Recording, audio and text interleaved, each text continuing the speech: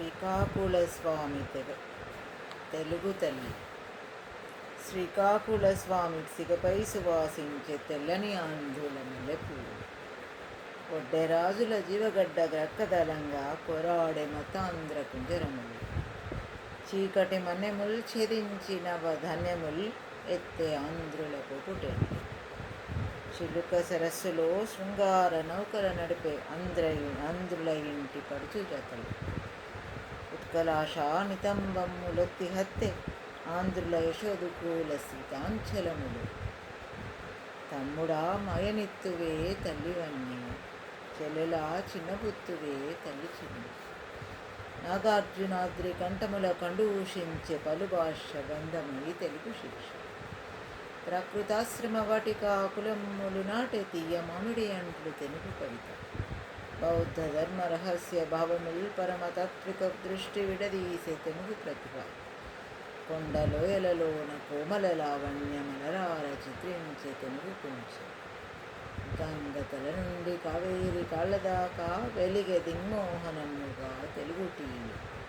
తమ్ముడా మయనిత్తువే తల్లివన్నీ, చెల్లెలా చిన్నబుత్తువే తల్లి చిన్న, పంజాబు నుండి కప్రపు మొక్కలను తెచ్చి పెరటి తోటలలోన పెంచినారు, పచ్చి జవ్వాజి గోవా నుండి రప్పించి దంతపు జాడీలో దాచినారు, కొండవీటి గులాబీ గుత్తుల అత్తర్లు కీలు తిత్తులలో బిగించినారు, అసలైన పారసీకాశ్వాల నలవార్చి విజయయాత్రల స్వారి వెడలినారు, సాంగ జీవిత కళ్యాణ శాఖ క్రింద నిలిచి ఆనంద దేవతను కొలిచినారు.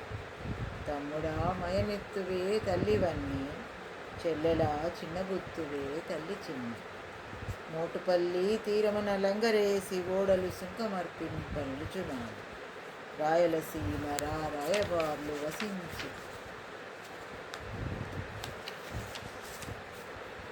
చిత్ర చరిత్రలు రచించున్నాడు, పాకాల చెరువు చెంపల పండు ధాన్యములు అన్య దేశాధీశులు అడుగునాడు, అద్దంకి కోడెల నాబోతులకు నైదురాగతులుగుని త్రోలునాడు, ఖండ ఖండాంతరములను ప్రకాశమయ్యే తెలుగు తల్లి లాలాటిక తిలక దీప్తి.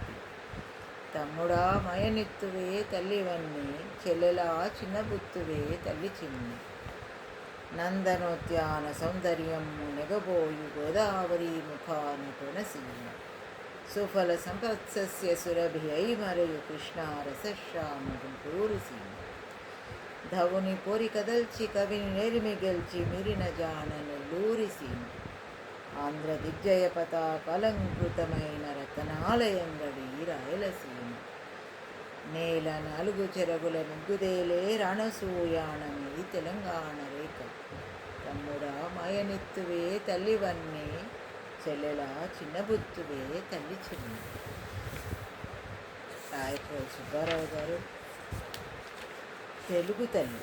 నవ్య కవితా పితామహుడిగా పేరుగాంచినటువంటి రాయప్రోలు సుబ్బారావు గారు రాసినటువంటి తెలుగు తల్లి నిజంగా ఒక జాతీయ అభిమానాన్ని, దేశాభిమానాన్ని, రాష్ట్రాభిమానాన్ని, ప్రాంతాభిమానాన్ని ఎట్లా అయితే ఎవరైతే కలిగి ఉంటారో ఆ అభిమానాలకి ఒక తార్కాణంగా, ఒక ప్రతీకగా ఈ కవితను రాయప్రోలు సుబ్బారావు గారు మనకు అందించారు. ఏ దేశమేగినా ఎందుకు ఆలిడినా పొగడరా నీ తల్లి భూమి భారతిని అన్న రాయప్రోలు సుబ్బారావు గారే తమ్ముడా మయనెత్తువే తల్లివన్నీ, తమ్ముడా చెల్లెలా మయనెత్తువే తల్లి చిన్ని అంటూ తన తమ్ముళ్లను చెల్లెలను ఉద్దేశించి, అంటే వచ్చే తరాన్ని ఉద్దేశించి, మీరు ఈ దేశాన్ని, ఈ రాష్ట్ర వైభవాన్ని తగ్గించకూడదు అనే విషయాన్ని నేను చాలా స్పష్టంగా చెప్తున్నాను.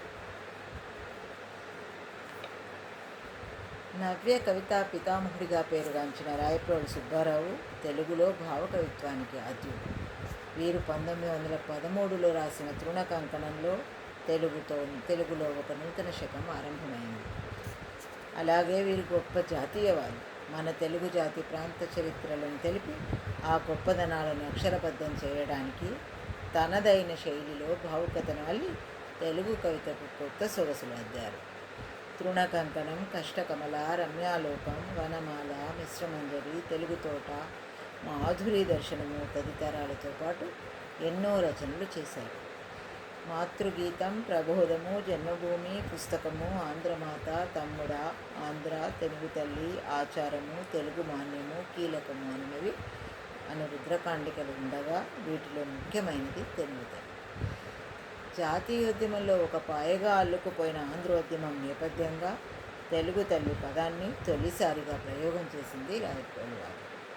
అనంతరం జాతీయోద్యమానికి సమాంతరంగా ఆంధ్రోద్యమం పతాక స్థాయికి చేరిన తరుణంలో వెలువడిన తెలుగు తల్లి గీతం అనంతరం ఎందరికో ప్రోత్సాహాన్ని అందించింది. నాదు జాతి, నాదు దేశము, నాదు భాషగా ఆంధ్రాభిమానాన్ని రాయప్రోలు వారు మనకు అందించారు.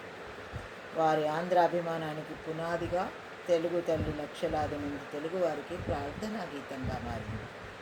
తెలుగువాణి, తెలుగు తల్లి, తెలుగు భూమి వంటి తెలుగు పదాలతో తెలుగు భాష మాధుర్యాన్ని ప్రస్తుతించిన రాయప్రోలు వారు పాఠకులలో ఆంధ్రాభినివేశాన్ని కలిగించారు.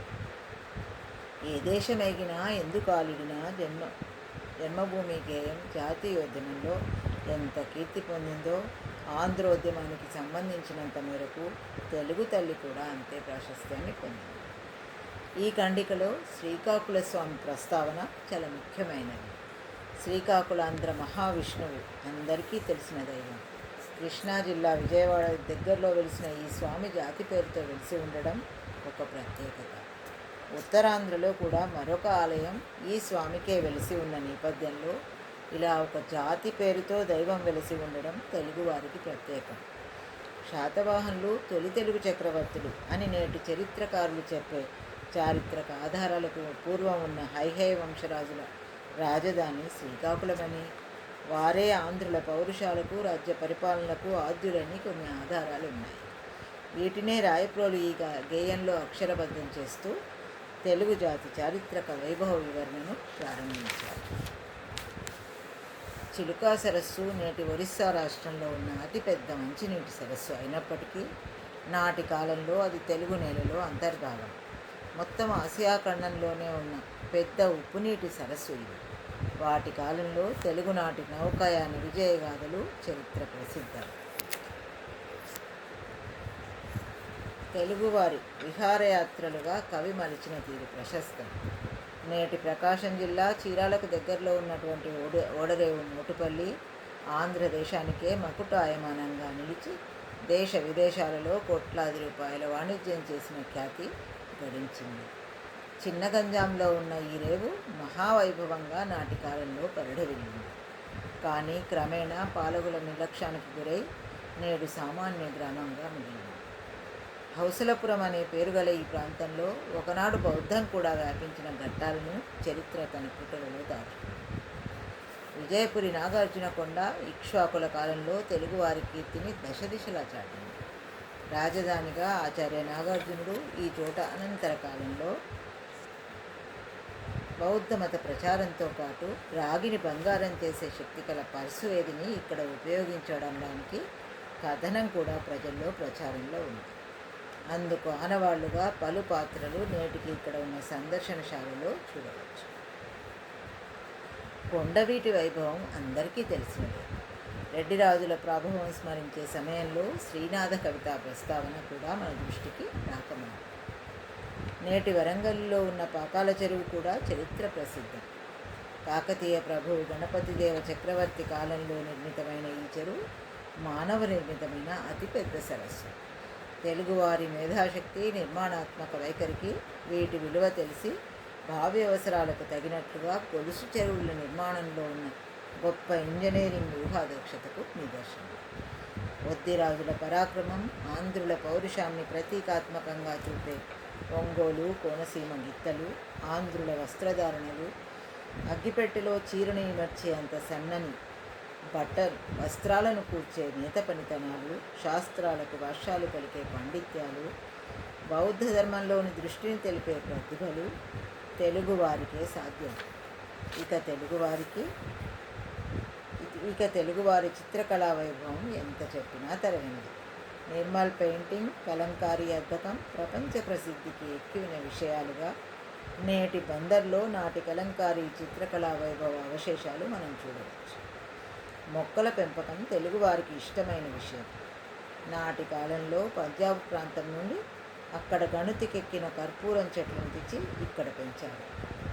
జవ్వాజు మొక్కలు గోవా ప్రాంతం నుండి తెచ్చారు.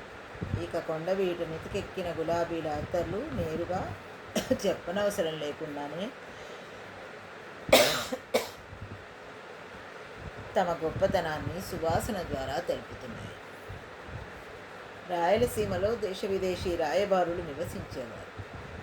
ఇక్కడ అంగళ్లలో రత్నాలు రాసులు పోసి అమ్మేవారు. పాకాల చెరువు ప్రాంగణంలో పండే పంటలు ఇతర దేశాలకు ఎగుమతి అయ్యేవి. అద్దంకి కోడగిత్తెల శ్రమ ఫలితమది. ఈ కోడెలను దూర తీరాల వారు కూడా వచ్చి కొనుగోలు చేసుకుని తీసుకువెళ్ళేవారు. ఖండాంతర సీమలలో సైతం తెలుగు తల్లి నుదుట దిద్దిన కుంకుమలోని అరుణిమ, ప్రకాశమైన వాటి స్ఫూర్తి మరపురాని. అమరావతి పట్టణానికే అలంకారం నందనవనమైతే దానితో సమానమైనవి మన కోనసీమ. సకల పంటలకు ధాన్యరాశులకు నిలయం గుంటూరు సీమ. శివుని సైతం ఓడించి గెలిచి నిలిచిన విజయుని గాథను అక్షరబద్ధం చేసిన శ్రీనాథుని నివాస క్షేత్రమైన నెల్లూరు సీమ.